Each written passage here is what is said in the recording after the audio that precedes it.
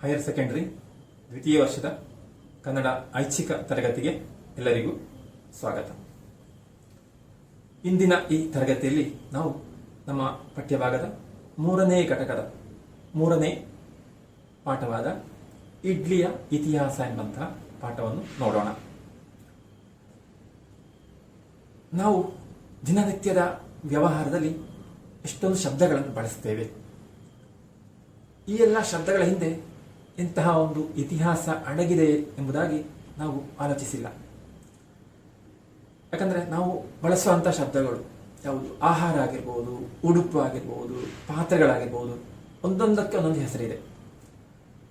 ಹಾಗಿರುವಾಗ ಈ ಹೆಸರುಗಳೆಲ್ಲ ಹೇಗೆ ಹುಟ್ಟಿತು ಅದರ ಬಗ್ಗೆ ಆಲೋಚಿಸುವಾಗ ಸ್ವಾರಸ್ಯಕರವಾದಂತಹ ವಿಚಾರಗಳು ನಮಗೆ ಗೊತ್ತಾಗಬಹುದು.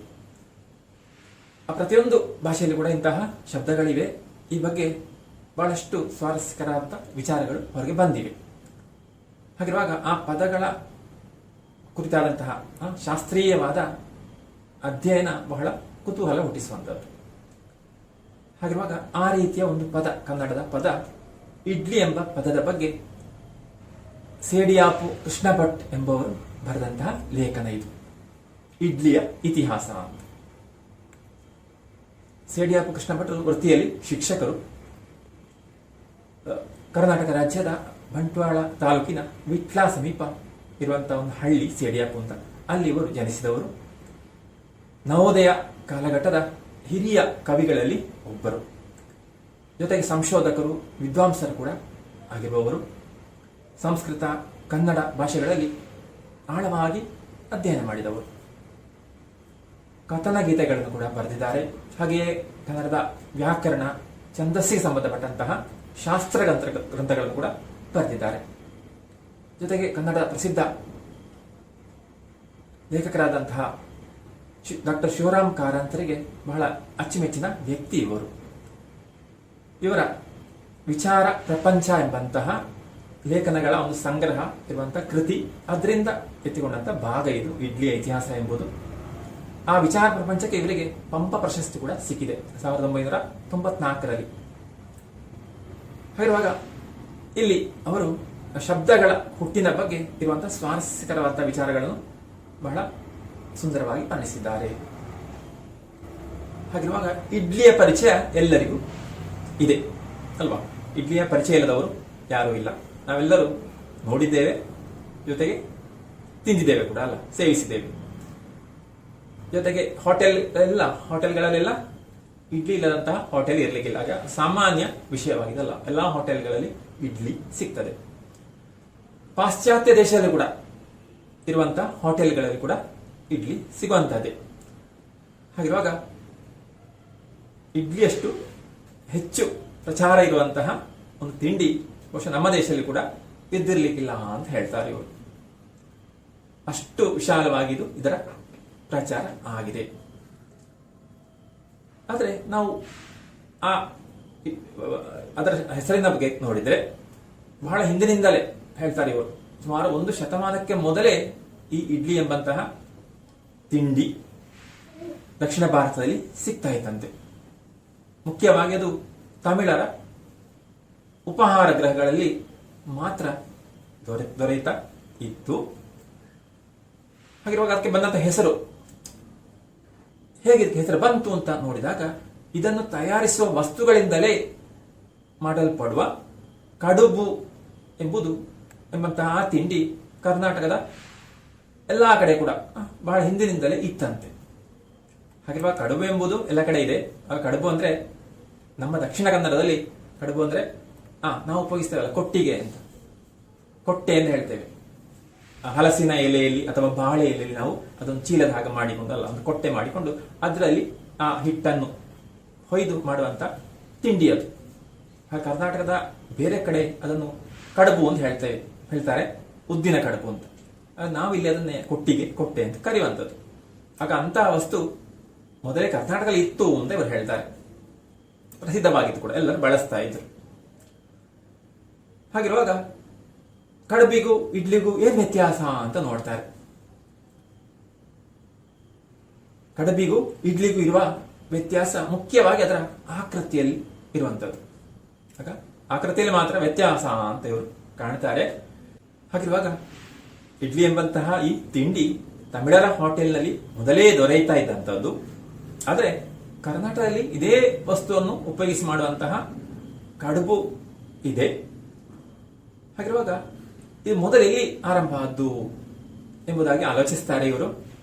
ಹಾಗೆ ಇಡ್ಲಿ ಎಂಬ ಶಬ್ದ ಸ್ವರೂಪವನ್ನು ಪರೀಕ್ಷಿಸಿದಾಗ ಇದು ತಮಿಳರ ಸೃಷ್ಟಿ ಎಂಬ ವಿಷಯದಲ್ಲಿ ಸಂದೇಹ ಮೂಡುತ್ತದೆ. ಹಾಗೆ ಮೊದಲು ತಮಿಳರ ಹೋಟೆಲ್ಗಳಲ್ಲಿ ಇಡ್ಲಿಯನ್ನು ಕಾಣ್ತಾ ಇದ್ದೆವು.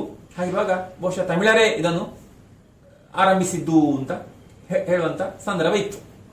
ಆದ್ರೆ ಇವರು ಲೆಕ್ಕಕರು ನೋಡುವಾಗ ಇಡ್ಲಿ ಎಂಬುದರಲ್ಲಿರುವ ಆ ಡಕಾರ ಲಕಾರಗಳ ಸಂಯೋಗವು ತಮಿಳಿನ ವರ್ಣೋಚ್ಚಾರ ವಿಧಾನಕ್ಕೆ ಬಹಿರ್ಭೂತವಾದುದಾಗಿದೆ ಅಂತ ಹೇಳ್ತಾರೆ. ಆದ್ರೆ ತಮಿಳರು ಈ ರೀತಿಯ ಅಕ್ಷರನ್ನು ಬಳಸುವುದಿಲ್ಲ. ಆ ರೀತಿಯ ಜೋಡಣೆ ಆಗುವುದಿಲ್ಲ. ಯಾವುದು? ಡಕಾರ ಮತ್ತು ಲಕಾರಗಳ ಸಂಯೋಗ. ಇಡ್ಲಿ ಅಲ್ಲ, ಡಾ ಮತ್ತು ಲಾ ಬರ್ತದೆ. ಹಾಗೆ ಅದೆರಡನ್ನು ಜೋಡಿಸಿಕೊಂಡು ತಮಿಳರು ಉಚ್ಚರಿಸುವುದಿಲ್ಲ, ಬಳಸುವುದಿಲ್ಲ ಅಂತ ಗೊತ್ತಿದೆ. ಹಾಗಿರುವಾಗ ತಮಿಳರಿಗೆ ತಮಿಳಿನಲ್ಲಿ ಹೇಗೆ ಇಡ್ಲಿ ಎಂಬ ಶಬ್ದ ಬರಲಿಕ್ಕೆ ಸಾಧ್ಯ? ಅವರು ಡಾ ಮತ್ತು ಲಾವನ್ನು ಈ ರೀತಿಯಾಗಿ ಜೊತೆಯಾಗಿ ಸೇರಿಸುವುದಿಲ್ಲ. ಅದು ಬಹಿರ್ಭೂತವಾದದ್ದು, ಅದು ಅವರಿಗೆ ಹೊರತಾದ್ದು. ತಮಿಳರಲ್ಲಿ ಕೆಲವರು ಇದನ್ನು ಇಡ್ಲಿ ಎಂದು ಉಚ್ಚರಿಸುವುದುಂಟು. ಕೆಲವರು ಅದೇ ಇಡ್ಲಿಯನ್ನು ಇಡ್ಲಿ ಎಂದು ಹೇಳ್ತಾರಂತೆ, ಡಕಾರದ ಬದಲು ಟಕಾರ ಉಪಯೋಗಿಸಿಕೊಂಡು. ಆದ್ರೆ ಸೆಡಿಯಾಪು ಕೃಷ್ಣ ಭಟ್ರು ಹೇಳ್ತಾ ಇದ್ದಾರೆ, ಅದು ಹೇಗೆ ಸಾಧ್ಯ? ಅವರು ಅಲ್ಲಿ ಅದು ಕೂಡ ಇಲ್ಲ ಅಂತ, ಯಾವುದು ಟಾ ಮತ್ತು ಲಾವನ್ನು ಕೂಡ ಜೊತೆಯಾಗಿ ಸೇರಿಸುವಂತಹ ಕ್ರಮ ಇಲ್ಲ. ಹಾಗೆ ಉತ್ತರಿಸ್ತಾರೆ. ಹೀಗೆ ಉತ್ತರಿಸಿದರೂ ಇದು ತಮಿಳು ಶಬ್ದ ಎಂದಾಗುವಂತಿಲ್ಲ. ಹಾಗೆ ತಮಿಳು ಶಬ್ದ ಅಂತ ಹೇಳಿ ಸಾಧ್ಯ ಇಲ್ಲ. ಅಲ್ಲಿ ಕೂಡ ಸರಿಯಾಗುವುದಿಲ್ಲ. ಆ ಡಾ ಮತ್ತು ಲಾ ಅವರು ಉಪಯೋಗಿಸುವುದಿಲ್ಲ, ಹಾಗೆಯೇ ಟಾ ಮತ್ತು ಲಾ ಕೂಡ ಉಪಯೋಗಿಸುವುದಿಲ್ಲ ಅಂತ ಇವರಿಗೆ ಕಾಣ್ತಾರೆ. ಯಾಕೆಂದರೆ ಟಕಾರ ಲಕಾರಗಳ ಸಂಯೋಗವು ಸಹ ತಮಿಳಲ್ಲಿ ಇರುವುದಿಲ್ಲ ಅಂತ ಹೇಳ್ತಾರೆ. ಅಂತೂ ಆಲೋಚಿಸುವಾಗ ಇದೆಲ್ಲಿ ಆರಂಭ ಆಯಿತು, ಹೇಗೆ ಬಂತು ಈ ಶಬ್ದ ಎಂಬುದಾಗಿ ಆ ಕುತೂಹಲದ ವಿಚಾರವನ್ನು ನೋಡುವಾಗ ಇಷ್ಟವರಿಗೆ ಗೊತ್ತಾಗ್ತದೆ.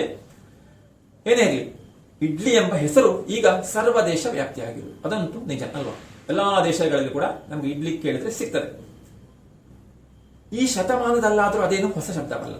ಆಗ ಎಲ್ಲ ವ್ಯಾಪಿಸಿರುವುದು ಈ ಶತಮಾನದಲ್ಲಿ ಅಲ್ವಾ? ಈ 20ನೇ ಶತಮಾನದಲ್ಲಿ ಆಗಿದ್ರು ಕೂಡ ಅದಕ್ಕಿಂತ ಹಿಂದೆ ಇದನ್ನು ಬಳಸ್ತಾ ಇದ್ರು ಅಂತ ಇವರಿಗೆ ಆ ಕುರಿತಾಗಿ ನೋಡುವಾಗ ಆ ಅಂಶಗಳೆಲ್ಲ ಸಿಗ್ತವೆ. ಹಳೆಗನ್ನಡದ ಕೆಲವು ಗ್ರಂಥಗಳಲ್ಲಿ ಇಡ್ಡಲಿ ಅಥವಾ ಇಡ್ಡಲಿಗೆ ಎಂಬ ಭಕ್ಷ್ಯದ ಹೆಸರು ಬರ್ತದೆ. ಇದನ್ನು ಹೇಳ್ತಾರೆ. ಆಗ ಹಳೆಗನ್ನಡದಲ್ಲಿ ಇಂಥ ಒಂದು ಶಬ್ದ ಬರ್ತದೆ. ಅದು ಕೂಡ ಒಂದು ಭಕ್ಷ್ಯ. ಏನು ಭಕ್ಷ್ಯ ಅಂದ್ರೆ ನಾವು ತಿನ್ನಲು ಉಣ್ಣಲು ಉಪಯೋಗಿಸುವಂತಹ ಆಹಾರ ಅಲ್ಲ, ಯಾವುದೇ ಆಹಾರ. ಆಗ ಅಂತಹ ಹೆಸರು ಬರ್ತದೆ ಅಲ್ಲಿ ಕೂಡ. ಯಾವುದು? ಇಡ್ಡಲಿ ಅಥವಾ ಇಡ್ಡಲಿಗೆ ಅಂತ ಎಂಬ ಹೆಸರು ಬರ್ತದಂತೆ ಹಳೆಗನ್ನಡದಲ್ಲಿ ಕೂಡ. ಆ ಶಬ್ದವೇ ಶೀಘ್ರೋಚಾರದಲ್ಲಿ ಇಡ್ಲಿ ಎಂದಾಗುವುದು ಅಸಂಭವೇನು ಅಲ್ಲ. ಆಗ ಇವರು ಆಲೋಚಿಸ್ತಾರೆ, ಬಹುಶಃ ಅದೇ ಶಬ್ದ ಯಾವುದು ಇಡ್ಡಲಿ ಅಥವಾ ಇಡ್ಡಲಿಗೆ ಎಂಬುದೇ ಇಡ್ಲಿ ಆಗಿರಬಹುದೋ. ಯಾಕಂದ್ರೆ ಅದು ವೇಗವಾಗಿ ಹೇಳುವಾಗ ಅದು ಅಸಂಭವೇನಲ್ಲ, ಹಾಗೂ ಆಗಿರಬಹುದು ಅಂತ ಆಲೋಚಿಸಬಹುದು. ಆದುದರಿಂದ ಇದು ಕರ್ನಾಟಕದ ಭಕ್ಷ್ಯವೇ? ಈ ಒಂದು ಪ್ರಶ್ನೆ ಬರ್ತದಾಗ ಅಲ್ಲ, ಕರ್ನಾಟಕ ಆಗಿರ್ಬೋದಾ? ಈ ಇಡ್ಡಲಿಗೆ ಸೌಕರ್ಯಕ್ಕಾಗಿ ಅಲ್ಲ ಇಡ್ಲಿಯಿಂದ ಆದದ್ದು ಅಂತ ಆ ರೀತಿ ಆಲೋಚಿಸ್ತಾರೆ. ಅದು ಹಾಗೆ ಅದು ಅಪಾರದೇನಿಲ್ಲ, ಸಂಭವ ಏನು ಅಲ್ಲ ಅಂತ ಅನಿಸ್ತದೆ. ಆದ್ರಿಂದ ಇದು ಕರ್ನಾಟಕದ ಭಕ್ಷ್ಯವೇ ಅಂತ ಒಂದು ಪ್ರಶ್ನೆ ಬರ್ತದೆ ಮನಸ್ಸಿಗೆ. ಹಾಗಿದ್ರೆ ಕೂಡ ಹಾಗೆಂತ ತೀರ್ಮಾನ ಮಾಡಿ ಸಾಧ್ಯ ಉಂಟಾ? ಇಲ್ಲ. ಕರ್ನಾಟಕದಿಂದಾಗಿದ್ದರೆ ಈ ಶತಮಾನದ ಆದಿ ಭಾಗದಲ್ಲಿ ಇದರ ಹೆಸರು ಮೊತ್ತ ಮೊದಲಾಗಿ ತಮಿಳುನಾಡಿಯಲ್ಲಿಯೇ ರೂಢವಾಯಿತು. ಕರ್ನಾಟಕದಾಗಿದ್ರೆ ಮೊದಲು ಕಾಣಿಸುವಂಥದ್ದು ತಮಿಳುನಾಡಿನ ಅಲ್ವಾ, ಅವರ ಹೋಟೆಲ್ಗಳಲ್ವಾ ಅಂತ ಆ ಪ್ರಶ್ನೆ ಬರ್ತದೆ. ಹಾಗಿರುವ ಅದು ಕೂಡ ತೀರ್ಮಾನ ಮಾಡಲಿಕ್ಕೆ ಆಗುದಿಲ್ಲ. ಮತ್ತು ಕನ್ನಡ ನಾಡಿನ ಉಪಹಾರ ಗೃಹಗಳಲ್ಲಿ ಈ ಭಕ್ಷ್ಯವು ತಲೆ ಎತ್ತುವುದಕ್ಕಿಂತ ಎಷ್ಟೋ ಮೊದಲೇ ತಮಿಳುನಾಡಿನಲ್ಲಿ ಏಕೆ ಹಬ್ಬಿತು? ಪುನಃ ಆಲೋಚಿಸುವಾಗಷ್ಟು ವಿವರ ಸಿಗ್ತದೆ ಅಲ್ವಾ? ಅಲ್ಲೆಲ್ಲ ಯಾಕೆ ಪ್ರಚಾರ ಆಯಿತು ಮೊದಲಿಗೆ, ಆಮೇಲೆ ಯಾಕೆ ಈಚೆಗೆ ಬಂತು ಅಂತ. ಅಂತೂ ಈ ಎಲ್ಲ ಸಂಶಯಗಳಿಗೆ ಉತ್ತರ ಉಂಟಾ? ಇಲ್ಲ ಎಂಬ ಸಂದೇಹಗಳಿಗೆ ಉತ್ತರ ಹುಟ್ಟುವುದಿಲ್ಲ, ಉತ್ತರ ಸಿಗ್ತಾ ಇಲ್ಲ. ಕಾಣಿಸುವಾಗ ಹಾಗೆ ಕಾಣಿಸ್ತಾ ಇದೆ. ಅದು ಹೇಗಿದೆ ಆರಂಭ ಆಯಿತು, ಏನು ಕಾರಣ, ಅದರ ಹಿಂದೆ ಇರುವಂತಹ ಆ ಸ್ವಾರಸ್ಯಕರವಾದಂತಹ ವಿಚಾರ ಆಲೋಚಿಸುವಾಗ ಈ ಎಲ್ಲ ಸಂಶಯಗಳು ಬರ್ತವೆ. ಇಷ್ಟು ಹೇಳ್ತಾರೆ. ಹಾಗೆ ಮುಂದೆ ನೋಡುವಾಗ ಏನು ಕಾಣಿಸ್ತದೆ? ಇನ್ನೊಂದು ವಿಚಾರ ಹೇಳ್ತಾರೆ. ದಕ್ಷಿಣ ಕನ್ನಡದಲ್ಲಿ ವಾಸಿಸುವಂತಹ ಗೌಡ ಸಾರಸ್ವತ ಬ್ರಾಹ್ಮಣರ ಒಂದು ಭಕ್ಷ್ಯಕ್ಕೆ ಇಂಡ್ರಿ ಎಂಬ ಹೆಸರಿದೆ ಅಂತೆ. ದಕ್ಷಿಣ ಕನ್ನಡ ಹೆಚ್ಚಿರುವಂತಹ ಗೌಡ ಸಾರಸ್ವತ ಬ್ರಾಹ್ಮಣ ಅಂತ ಗೊತ್ತಿದೆ ನಿಮ್ಗೆ ಅಲ್ವಾ? ಕೊಂಕಣಿ ಇವತ್ತು ನಾವಿಲ್ಲಿ ಕರಿತೇವೆ. ಹಾಗೆ ಅವರ ತಯಾರಿಸುವಂತಹ ಒಂದು ಭಕ್ಷ್ಯಕ್ಕೆ, ಒಂದು ತಿನ್ನುವಂತಹ ವಸ್ತುವಿಗೆ ಇಂಡ್ರಿ ಎಂಬುದಾಗಿ ಹೆಸರಂತೆ. ಆದ್ರೆ ಹಾಗೆ ಅದಕ್ಕೂ ಇದು ಸಂಬಂಧ ಉಂಟಾ ನೋಡ್ತಾರೆ. ಇಡ್ಲಿಯನ್ನು ತಯಾರಿಸುವ ತಟ್ಟೆಗಳಲ್ಲಿಯೇ ಇದು ಸಹ ತಯಾರಿಸಲ್ಪಡ್ತು. ಹಾಗೆ ಅವರು ತಯಾರಿಸುವಂತದ್ದು ಕೂಡ ಇಡ್ಲಿ ಯಾವುದ್ರಲ್ಲಿ ತಯಾರಿಸ್ತೇವೋ ಆ ತಟ್ಟೆ ಉಂಟಲ್ಲ, ಅದನ್ನು ಹೊಯ್ಯುವಂಥದ್ದು, ಅದರಲ್ಲೇ ಇವರು ಈ ಇಂಡ್ರಿಯನ್ನು ಕೂಡ ತಯಾರಿಸೋದು. ಆದರೆ ಇದೊಂದು ಸಿಹಿ ತಿಂಡಿ. ಅದರ ವ್ಯತ್ಯಾಸ ಎಂತದ್ದು? ಅವರು ತಯಾರಿಸುವಂತಹ ಈ ಗೌಡ ಸಾರಸ್ವತ ಬ್ರಾಹ್ಮಣ ತಯಾರಿಸುವಂತಹ ಆ ತಿಂಡಿ ಒಂದು ಸಿಹಿ ತಿಂಡಿ ಅಂತ. ಹಾಗಿರುವಾಗ ಆ ವ್ಯತ್ಯಾಸ ಕಾಣ್ತದಲ್ಲ. ನಾವು ಹೇಳುವಂತ ಇಡ್ಲಿ ಸಿಹಿ ತಿಂಡಿ ಅಲ್ಲ ಅಲ್ವಾ? ಆಕೃತಿಯಲ್ಲಿ ಮಾತ್ರ ಇಡ್ಲಿಗೂ ಇಂಡ್ರಿಗೂ ಸಾಮ್ಯವಿರುತ್ತಾಗಿದೆ. ಹಾಗೆ ನೋಡುವಾಗ ಆಕಾರದಲ್ಲಿ ಮಾತ್ರ ನಾವು ಹೇಳುವಂತ ಇಡ್ಲಿಗೂ ಅವರು ತಯಾರಿಸುವಂತ ಇಂಡ್ರಿಗೂ ಸಾಮ್ಯತೆ, ಸಮಾನತೆ ಇರುವಂತದ್ದು, ಹೋಲಿಕೆ ಇರುವಂತದ್ದು. ಆದ್ರೆ ಅದು ಬೇರೆ ಸಿಹಿ ತಿಂಡಿ, ಇದು ಹಾಗಲ್ಲ. ಹೀಗೆ ಆ ಒಂದು ವಿಷಯ ಕಾಣ್ತದೆ. ಮುಂದೆ ಇಂಡ್ರಿ ಎಂಬ ಹೆಸರನ್ನು ಇಡ್ಲಿ ಎಂಬ ಹೆಸರನ್ನು ಹೋಲಿಸಿ ನೋಡಿದಾಗ ಇವೆರಡರ ಮೂಲ ಒಂದೇ ಆಗಿರಬಹುದೇನೋ ಎಂಬ ಶಂಕೆ ಮೂಡುವುದು ಮಾತ್ರವಲ್ಲ, ಆ ಹೆಸರು ಅದರ ಆಕೃತಿಗೆ ಸಂಬಂಧಪಟ್ಟದ್ದಾಗಿರಬೇಕೆಂಬ ಊಹೆಯು ಹುಟ್ಟುತ್ತದೆ. ಹಾಗಿರುವಾಗ ಈ ಇಡ್ಲಿ ಮತ್ತು ಇಂಡ್ರಿ ಅಲ್ಲ, ಇದೆರಡು ಹೋಲಿಕೆ ಕಾಣ್ತದೆ ಅಲ್ಲ. ಎಲ್ಲದರಲ್ಲಿ ಕೂಡ ತಯಾರಿಸುವಂತ ತಟ್ಟೆಯಲ್ಲಿ ಆಗಿರ್ಬೋದು, ಆಕಾರದಲ್ಲಿ ಆಗಿರ್ಬೋದು. ಆದ್ರೆ ಅದರ ರೀತಿ ಬೇರೆ ಅಲ್ಲ. ಅದು ಸಿಹಿ, ಇದಕ್ಕೆ ಸಿಹಿ ಅಲ್ಲ. ಬಹುಶಃ ಹೆಸರಲ್ಲಿ ಮಾತ್ರ ಸಂಬಂಧವೋ ಎಂಬ ರೀತಿಯಾಗಿ ಕಾಣುತ್ತದೆ ಇಂಡ್ರಿ ಮತ್ತು ಇಡ್ಲಿ ಎಂಬುದಾಗಿ. ಹಾಗಿರುವ ಅವರಿಗೆ ಆ ಇಂಡ್ರಿ ಎಂಬ ಶಬ್ದ ಎಲ್ಲಿಂದ ಸಿಕ್ಕಿತು ಎಂಬ ಆ ಆಲೋಚನೆ ಬರ್ತದೆ ಅಲ್ವಾ? ಹೇಗೆ ಸಿಕ್ಕಿರಬಹುದು? ಆಗ ಅವರು ಏನ್ ಮಾಡ್ತಾರೆ, ಆ ಸಂಸ್ಕೃತ ಭಾಷೆಯ ಕಡೆ ನೋಡ್ತಾರೆ. ಸಂಸ್ಕೃತ ಜನ್ಯವಾದ ಕೊಂಕಣಿ ಭಾಷೆಯ ಅದಾಗಿದ್ದರಿಂದ ಇದರ ಮೂಲವು ಸಂಸ್ಕೃತದಲ್ಲಿ ಏನಾದರೂ ಇದೆಯೋ ಎಂದು ಹುಡುಕಿ ನೋಡೋಣ. ಆಗ ಬಹುಶಃ ಆ ಕೊಂಕಣಿಗೆ ಸಂಸ್ಕೃತದಿಂದ ಬಂದಿರಬಹುದು. ಹಾಗೆ ಸಂಸ್ಕೃತದಲ್ಲಿ ಇಂಥ ಶಬ್ದ ಉಂಟೋ ಅಂತ ನೋಡ್ತಾರೆ ಇವರು. ನೋಡುವಾಗ ಕಾಣಿಸ್ತದೆ, ಕ್ರಿಸ್ತಶಕ 10ನೇ ಶತಮಾನದೆಂದು ತಿಳಿಯಲ್ಪಟ್ಟಿರುವ ಚಕ್ರದತ್ತ ಸಂಹಿತಾ ಎಂಬ ಉತ್ತರ ಭಾರತದ ಆಯುರ್ವೇದ ಗ್ರಂಥದಲ್ಲಿ ಶ್ಲೀಪದ ಅಂದ್ರೆ ಆನೆಕಾಲು ಗೊತ್ತಿದೆ ಅಲ್ಲ, ಆ ಚಿಕಿತ್ಸಾ ಪ್ರಕರಣದಲ್ಲಿ, ಆಗ ಆನೆಕಾಲು ಆ ರೋಗದ ಚಿಕಿತ್ಸೆಯಲ್ಲಿ ಆ ಚಿಕಿತ್ಸೆಯ ಪದ್ಧತಿ ಉಂಟ, ರೀತಿ ಉಂಟ, ಯಾವ ಚಿಕಿತ್ಸೆ ಮಾಡಬೇಕು ಅಂತ ಅಲ್ಲಿ ಇಂಥ ಒಂದು ಶ್ಲೋಕ ಬರ್ತದೆ ಸಂಸ್ಕೃತದ ಕೃತಿಯಲ್ಲಿ. ಏನದು? ಆ ಗೋದಾಪದಿ ಮೂಲಾಯುಕ್ತ ಕಾದೇತ್ ಮಾಶೇಂಡರೀಂ ನರಹ ಜಯೇತ್ ಶ್ಲೀಪದ ರೋಗೋತ್ತಂ ಜ್ವರಂ ಘೋರಂ ನ ಸಂಶಯಂ ಎಂಬಂತಹ ಒಂದು ಶ್ಲೋಕ ಸಂಸ್ಕೃತದಲ್ಲಿ ಬರ್ತದಂತೆ. ಹಾಗಿರುವಾಗ ಆ ಶ್ಲೋಕದ ಅರ್ಥ ಏನು ಅಂತ ನೋಡ್ತಾರೆ. ಹಾಗೆ ಇವರೇ ಎಲ್ಲಿಗೆ ಹೊರಟದ್ದು? ಅವರ ಗೌಡ ಶಾಶ್ವತರ ಬಂದಂತಹ ಆ ಶ್ಲೋಕ, ಆ ಹೆಸರು, ಅದು ಸಂಸ್ಕೃತ ಬಂದ ನೋಡುವಾಗ ಸಂಸ್ಕೃತದಲ್ಲಿ ಇಂತಹ ಒಂದು ಈ ಅಸೌಖ್ಯಕ್ಕೆ, ಆನೆಕಾಲು ರೋಗಕ್ಕೆ ಇರುವಂತಹ ಔಷಧಿಗೆ ಇಂತಹ ಈ ಶ್ಲೋಕದಲ್ಲಿ ಇಂತಹ ಶಬ್ದ ಬರ್ತದೆ. ಅದನ್ನ ಅರ್ಥೈಸ್ತಾರೆ. ಹಾಗಿರುವಾಗ ಈ ಶ್ಲೋಕದ ಅರ್ಥ ನೋಡುವಾಗ ಏನು ಕಾಣಿಸ್ತದೆ? ಗೋದಾಪದಿ ಎಂಬ ಗಿಡದ ಬೇರನ್ನು ಉದ್ದಿನೊಡನೆ ಅರೆದು ತಯಾರಿಸಿದ ಇಂಡರಿಯನ್ನು ಸೇವಿಸಿದರೆ ಶ್ಲೀಪದ ರೋಗದಿಂದ ಹುಟ್ಟಿದ ಘೋರವಾದ ಜ್ವರವು ಪರಿಹಾರವಾಗ್ತದೆ. ಹಾಗೆ ಈ ಶ್ಲೋಕದ ಅರ್ಥ ಅದು. ಆಗ ಇಂಡರಿ ಅಂತ ಅಲ್ಲಿ ಕೂಡ ಬರ್ತದೆ ಶಬ್ದ ಅಲ್ವಾ? ಹಾಗಿರುವ ಏನಾಯ್ತು, ಈ ಉದ್ದನ್ನೆಲ್ಲ ಸೇರಿಸುವಂತ ವಿಚಾರ ಅಲ್ಲಿ ಬರ್ತದೆ. ಹಾಗಿರುವ ಇದು ಕೂಡ ಈ ತಿಂಡಿಗೆ ಒಂದು ಹೋಲಿಕೆ ಕಾಣಿಸ್ತಾ ಇದೆ. ಅಂತಹ ಆ ವಸ್ತುವಿನೊಂದಿಗೆ ಸೇರಿಸಿ ತಿಂದ್ರೆ ಈ ರೋಗಕ್ಕೆ ಪರಿಹಾರ ಅಂತ ಇದೆ. ಈ ಶ್ಲೋಕದ ಅಭಿಪ್ರಾಯವನ್ನು ಪರಿಭಾವಿಸಿದ್ದಾರೆ. ಹಾಗಿರುವಾಗ ಶ್ಲೋಕದಲ್ಲಿ ಹೇಳಿದಂತಹ ವಿಷಯವನ್ನು ನೋಡಿದ್ರೆ ಇಂಡರಿ ಎಂಬುದು ಒಂದು ಬಗೆಯ ಭಕ್ಷ್ಯದ ಹೆಸರೆಂಬುದಾಗಿ ಸ್ಪಷ್ಟವಾಗ್ತದೆ. ಅಂತೂ ಅಲ್ಲಿ ಯಾವ ವಿವರಣೆ ನೋಡುವಾಗ, ಸಂಸ್ಕೃತದಲ್ಲಿ ಬಂದಂತಹ ಆ ಶ್ಲೋಕದ ವಿವರಣೆ ನೋಡಿದಾಗ ಇದೊಂದು ಭಕ್ಷ್ಯ ಅಂತ ಗೊತ್ತಾಗ್ತದಲ್ಲ, ತಿನ್ನುವಂತ ಒಂದು ವಸ್ತು, ಆಹಾರ ಅಂತ ಗೊತ್ತಾಗ್ತದೆ. ಹಾಗಿರುವಾಗ ಮುಂದೇನು ಅರ್ಥೈಸಬಹುದು? ಮಾಶೇಂಡರಿ ಎಂದರೆ ಉದ್ದಿನ ಇಂಡರಿ ಎಂದಿಲ್ಲಿ ಹೇಳಿರುವುದರಿಂದ, ಆಗ ಮಾಶೇಂಡರಿ ಅಂತ ಶ್ಲೋಕದಲ್ಲಿ ಬರ್ತದೆ. ಅಂದ್ರೆ ಅವರೇ ಹೇಳಿದ್ದಾರೆ ಏನು, ಇದು ಉದ್ದಿನ ಇಂಡರಿ ಅಂತ ಹೇಳಿದ್ದಾರೆ. ಹಾಗಿರುವಾಗ ಇಂಡರಿ ಎಂಬುದು ಉದ್ದು ಮೊದಲಾದ ಧಾನ್ಯಗಳಿಂದ ತಯಾರಿಸಲ್ಪಡುವ ಭಕ್ಷ್ಯ ಎಂಬುದಾಗಿ ಗೊತ್ತಾಗ್ತದೆ. ಅದು ಸಹ ಹೇಳಿದ್ದಾರೆ. ಒಂದು ಭಕ್ಷ್ಯ ಇಂಡರಿ ಹೆಸರು ಉದ್ದಿನಿಂದ ತಯಾರಿಸಿದ್ದು, ಅದರೊಂದಿಗೆ ಸೇರಿಸಿ ಈ ಔಷಧಿಯನ್ನು ತಿನ್ನಬೇಕು ಅಂತ. ಹಾಗಿರುವಾಗ ಇಂಡ್ರಿ ಎಂದ ಮೇಲೆ ಹೆಸರಿಸಿದ್ದು ಒಂದು ಬಗೆಯ ಭಕ್ಷ್ಯವನ್ನು, ಇಂಡರಿ ಎಂಬುದು ಒಂದು ಬಗೆಯ ಭಕ್ಷ್ಯವೇ. ಆಗ ಇಂಡ್ರಿ ಎಂದ್ರೆ ಕೂಡ ಒಂದು ರೀತಿಯ ಆಹಾರ ಭಕ್ಷ್ಯ ಅಂತ ಗೊತ್ತಾಗ್ತದೆ ನಮಗೆ ಮೊದಲು. ಹಾಗಿರುವಾಗ ಇಲ್ಲಿ ಇಂಡರಿ ಎಂಬುದು ಕೂಡ ಒಂದು ಭಕ್ಷ್ಯ ಅಂತ ಗೊತ್ತಾಗ್ತದೆ. ಈ ಎರಡೂ ಭಕ್ಷ್ಯಗಳ ಹೆಸರುಗಳನ್ನು ಹೋಲಿಸಿದಾಗ ಏನಾಗ್ತದೆ, ಇವೆರಡರ ಮೂಲವು ಒಂದೇ ಆಗಿದ್ದಿರಬೇಕೆಂದು ಯಾರಿಗಾದರೂ ತೋರದಿರದು. ಹಾಗಿರುವಾಗ ಇದೇ ಕಾಣ್ತದಲ್ಲ, ಇಂಡ್ರಿ ಹೇಗಿರುವ ಒಂದೇ, ಇದೆಲ್ಲ ಒಂದೇ ಮೂಲದಿಂದ ಬಂದದ್ದು ಅಂತ ಆಲೋಚಿಸ್ತಾರೆ ಇವರು. ಜೊತೆಗೆ ಹೇಳಿದಾರಲ್ಲ, ಅದು ಕೂಡ ಭಕ್ಷ್ಯ ಅಂತ, ಈ ಔಷಧಿಯಾಗಿ ಉಪಯೋಗಿಸುವಂಥದ್ದು. ಹಾಗಾದ್ರೆ ಇಂಡ್ರಿ ಮತ್ತು ಇಂಡರಿ ಈ ಎರಡೂ ಹೆಸರುಗಳೊಳಗೆ ಯಾವುದು ಈ ಭಕ್ಷ್ಯದ ಮೂಲ ನಾಮಧೇಯವಾಗಿದ್ದಿರಬಹುದು, ಈ ಪ್ರಶ್ನೆ ಬರ್ತದೆ. ಹಾಗಾದ್ರೆ ಮೂಲ ಯಾವುದು, ಮೊದಲು ಯಾವುದಿತ್ತು, ಇಂಡ್ರಿಯ ಇಂಡರಿಯೋ, ಇಂಡರಿಯಿಂದ ಇಂಡ್ರಿ ಬಂದದ್ದು ಅಥವಾ ಇಂಡ್ರಿಯಿಂದ ಇಂಡರಿ ಬಂದದು ಅಂತ ಆ ಪ್ರಶ್ನೆ ಬರ್ತದಲ್ಲ. ಹಾಗಿರುವಾಗ ಇವರು ಏನ್ ಮಾಡ್ತಾರೆ, ಸುಪ್ರಸಿದ್ಧವಾದ ಅಪಟೆಯವರ ಸಂಸ್ಕೃತ ಇಂಗ್ಲಿಷ್ ಶಬ್ದಕೋಶ, ಅಪಟೆ ಎಂಬವರ ಪ್ರಸಿದ್ಧವಾದಂತಹ ಸಂಸ್ಕೃತ ಮತ್ತು ಇಂಗ್ಲಿಷ್ ಶಬ್ದಕೋಶವನ್ನು ನೋಡ್ತಾರೆ. ಅದರಲ್ಲಿ ಏನಿದೆ ಅಂತ, ಯಾಕಂದ್ರೆ ಸಂಸ್ಕೃತಕ್ಕೆ ಸಂಬಂಧಪಟ್ಟದ್ದಾಗಿದ್ರೆ ಅಲ್ಲಿ ಕೂಡ ವಿವರಣೆ ಇರ್ಬೋದಲ್ಲ ಅಂತ. ಆಗ ಅದರಲ್ಲಿ ಏನಿದೆ, ಇಂಡ್ರಾ ಎಂಬ ಶಬ್ದದ ಅರ್ಥ ವಿವರಣೆ ಈ ಕೆಳಗಿನಂತಿದೆ. ಹಾಗೆ ಅಲ್ಲಿ ಇಂಡ್ರಾ ಎಂಬ ಶಬ್ದ ಕೊಟ್ಟಾಗ ನೋಡಿದಾಗ ಈ ರೀತಿ ವಿವರಣೆ ಕಾಣಿಸ್ತದಂತೆ. ಏನು, ಇಂಡ್ರಹ, ಇಂಡ್ರಂ, ಇಂಡ್ರವಂ ಅಂತ ಕಾಣಿಸ್ತದೆ. ಹಾಗೆ ಅದಕ್ಕೆ ಇಂಗ್ಲಿಷ್ ನಲ್ಲಿ ಅದರ ಅರ್ಥ ಕೂಡ ಕೊಟ್ಟಿದ್ದಾರೆ ಅಂತ ಹೇಳಿದಾರಲ್ಲ, ಸಂಸ್ಕೃತ ಮತ್ತು ಇಂಗ್ಲಿಷ್ ಶಬ್ದಕೋಶ ಇದು. ಹಾಗೆ ಅಲ್ಲಿ ಇಂಗ್ಲಿಷ್ ಅಲ್ಲಿ ಏನಿದೆ, 2 round small plates used as coverings for the hands in taking the fire pan from the fire. ಹೀಗೆ ಅಲ್ಲಿ ಕೂಡ ಇದಕ್ಕೆ ಸಂಬಂಧಪಟ್ಟಂತ ಈ ಭಕ್ಷ್ಯದ ಅರ್ಥ ಬರ್ತದೆ ಅಲ್ವಾ.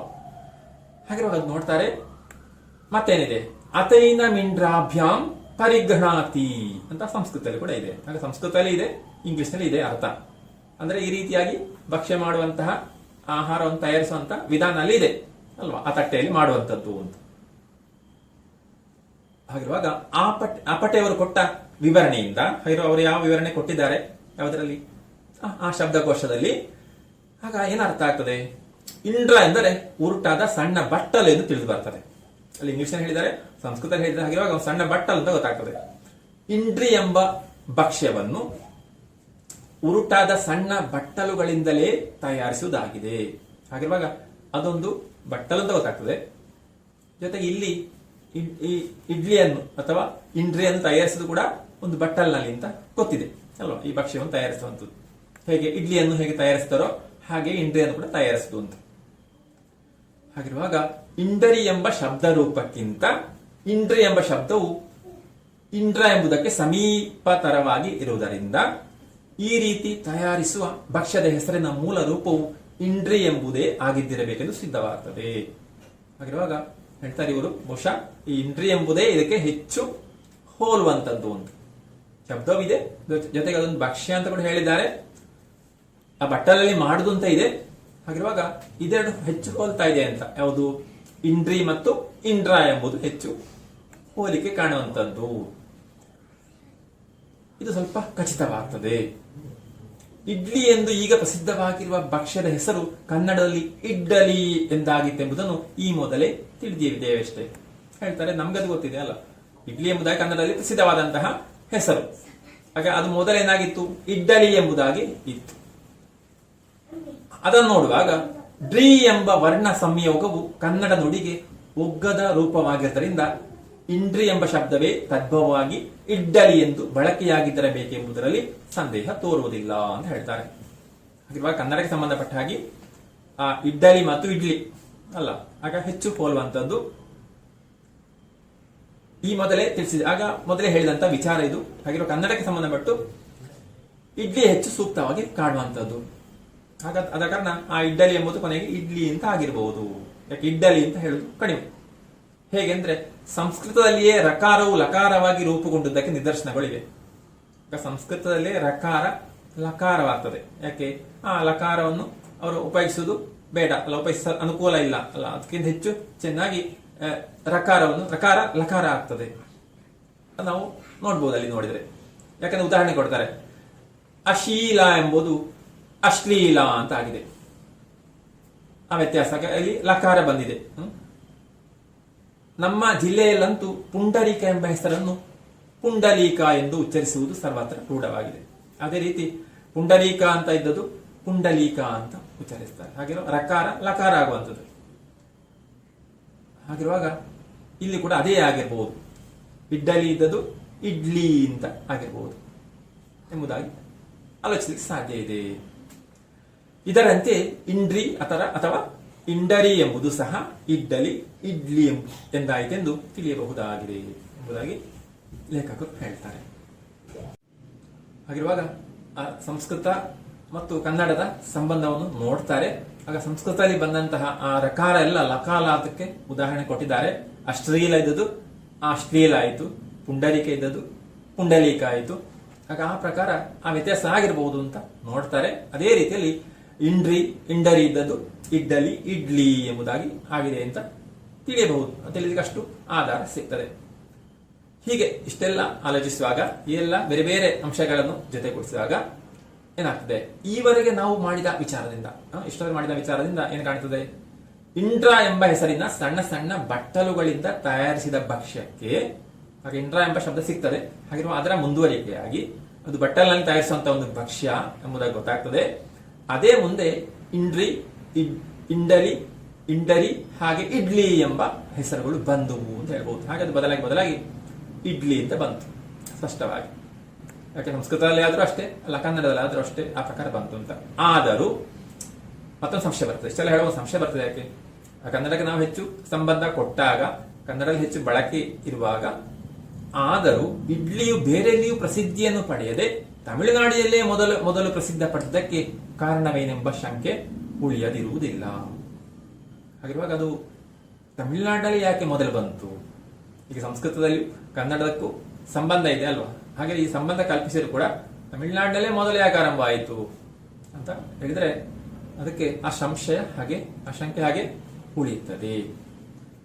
ಏನ್ ಮಾಡೋಣ, ಈ ಶಂಕೆ ತೊಲಗಬೇಕೆಂದಾದ್ರೆ, ಹಾಗಿರುವ ಈ ಸಂಶಯ ಕೂಡ ನಿವಾರಣೆ ಆಗಬೇಕು ಅಂತಿದ್ರೆ ಈ ಶತಮಾನದ ಆರಂಭದಲ್ಲಿ ಆದ ಇಡ್ಲಿಯ ಪ್ರಚಾರದ ಚರಿತ್ರೆಯನ್ನು ಪರಿಶೀಲಿಸಬೇಕಾಗ್ತದೆ.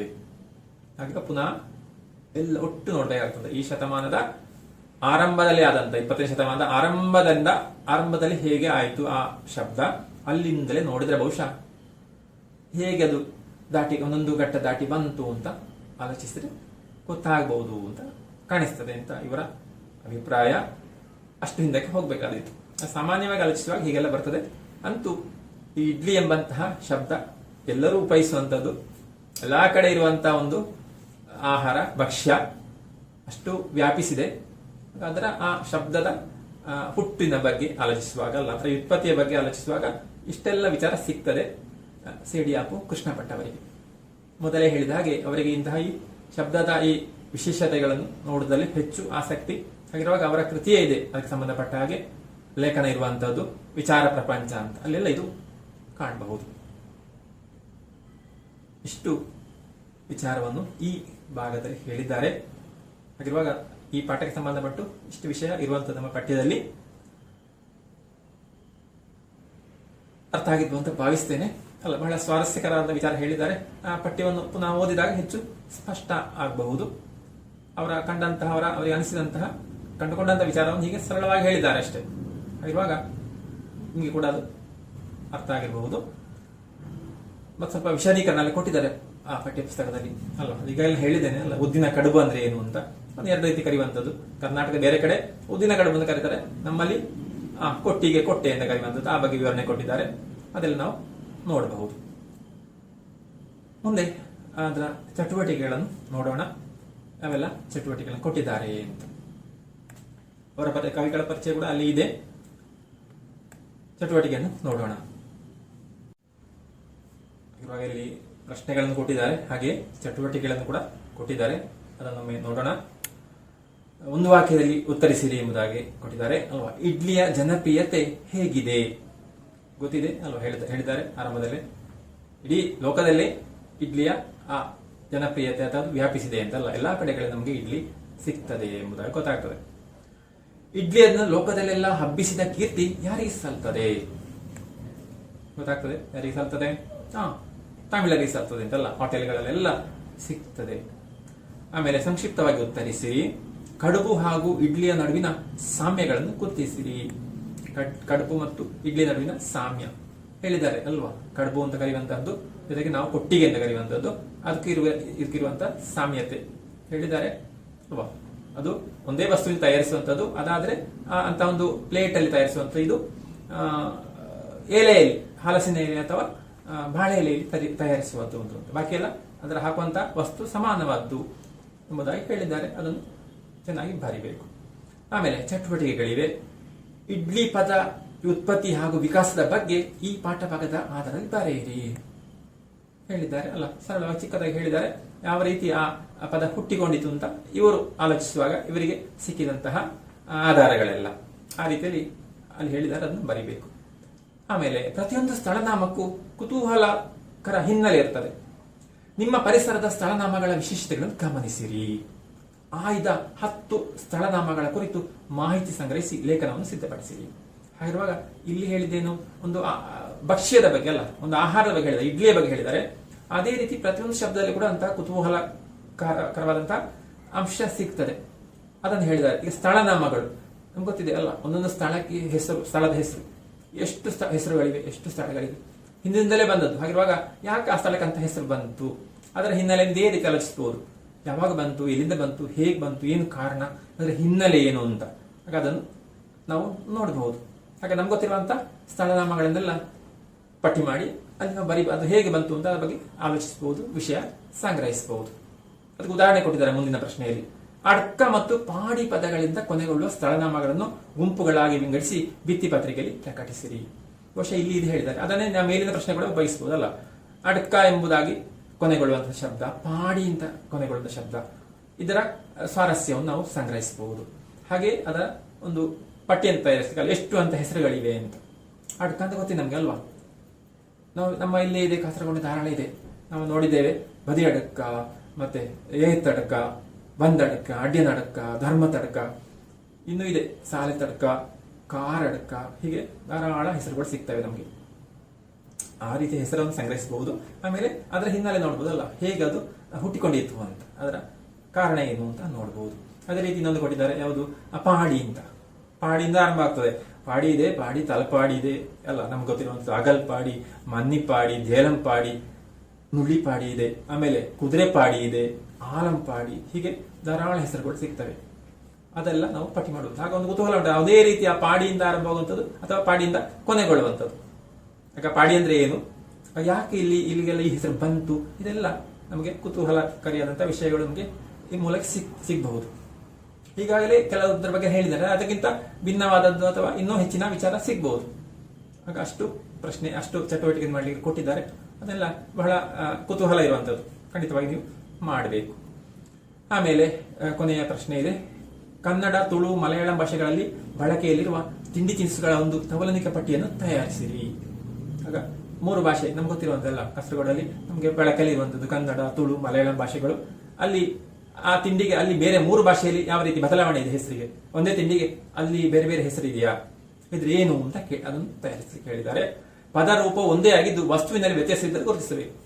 ಕೆಲವೊಮ್ಮೆ ಆ ಪದ ಒಂದೇ ಆಗಿರಬಹುದು, ಹೆಸರೊಂದೇ ಆಗಿರಬಹುದು, ವಸ್ತು ಬೇರೆ ಆಗಿರಬಹುದು. ಕೆಲವೊಮ್ಮೆ ಒಂದೇ ವಸ್ತು ಆಗಿರಬಹುದು, 3 ಭಾಷೆಯಲ್ಲಿ 3 ರೀತಿಯಲ್ಲಿ ಕರೀತಾ ಇರಬಹುದು. ಉದಾಹರಣೆ ಕೊಟ್ಟಿದ್ದಾರಲ್ಲ, ಕನ್ನಡದಲ್ಲಿ ಅಪ್ಪ ಅಂತ ಕರೀತೇವೆ, ಅದೇ ತುಳುವಿನಲ್ಲಿ ಅಪ್ಪೋ ಅಂತ ಕರೀತಾರೆ, ಮಲಯಾಳಂನಲ್ಲಿ ಅಪ್ಪಂ ಅಂತ ಕರೀತಾರೆ. ಅಲ್ಲಿ ಸಮಾನತೆ ಇದೆ, ಜೊತೆ ಸಣ್ಣ ವ್ಯತ್ಯಾಸ. ಮಲಯಾಳದ ಅಪ್ಪಂ ಸಿಹಿ ತಿಂಡಿ ಅಲ್ಲ. ಆಗ ಮಲಯಾಳದಲ್ಲಿ ಅಪ್ಪಂ ಅಂದ್ರೆ ಸಿಹಿ ತಿಂಡಿ ಅಲ್ಲ. ನಮ್ಮದ ಅಪ್ಪ ಅಂದ್ರೆ, ಕನ್ನಡ ಮತ್ತು ತುಳುವಿನಲ್ಲಿ ಅಪ್ಪ ಅಂದ್ರೆ ಸಿಹಿ ತಿಂಡಿ ಅಲ್ವಾ, ಅದಕ್ಕೆ ಸಿಹಿ ಹಾಕ್ತಾರೆ. ಆ ವ್ಯತ್ಯಾಸ ಇದೆ.